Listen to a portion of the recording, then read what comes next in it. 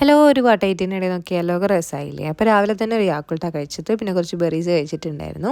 പിന്നെ ഇതാ ബ്രേക്ക്ഫാസ്റ്റിന് ദോശയും തൊലിമീൻ പൊരിച്ചതും പിന്നെ മല്ലിയിലയുടെ ചട്നിയാണ് കേട്ടോ. ഇത് ഐഡിയയുടെ ചട്നിയാണ്, സൂപ്പറാണ്. അത് കഴിഞ്ഞിട്ട് പിന്നെ മഫിൻസ് കഴിച്ചിട്ടുണ്ടായിരുന്നു ഒരു മധുരത്തിന് വേണ്ടിയിട്ട്. അൽപ്പന് കൊടുത്തിട്ട് വെച്ചിട്ടുണ്ടായിരുന്ന മുന്തിരി ബാക്കി, അത് കഴിച്ചു. പിന്നെ ഇത് കഴിഞ്ഞ ദിവസം ലുലു പോയപ്പോൾ മേടിച്ച മനാഗിഷാണ് കേട്ടോ. അപ്പോൾ അതൊന്ന് ചൂടാക്കിയിട്ട് അതും കുറച്ച് കഴിച്ചിട്ടുണ്ടായിരുന്നു. പിന്നെ ഒരു ഡോണട്ട് കഴിച്ചിട്ടുണ്ടായിരുന്നു. ഈയിടെയായിട്ട് ബണ്ണുകളോട് ഭയങ്കര ഇഷ്ടമാണ് കേട്ടോ. അപ്പോൾ ഇതൊരു ക്രീം ബണ്ണാണ്.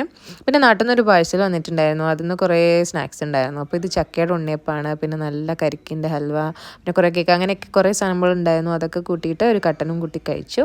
പിന്നെ ഉച്ചത്തേക്ക് ഞാൻ നല്ല പാൽക്കപ്പയും ബീഫുമാണ് ഇട്ട് ഉണ്ടാക്കിയത്. നിറയെ ചെറിയ ഉള്ളിലേക്ക് ഇട്ടിട്ട് നല്ല ടേസ്റ്റ് ഉണ്ടായിരുന്നു. എനിക്ക് ഭയങ്കര ഇഷ്ടമായി, ഏട്ടനും ഒക്കെ ഭയങ്കര ഇഷ്ടമായി കേട്ടോ.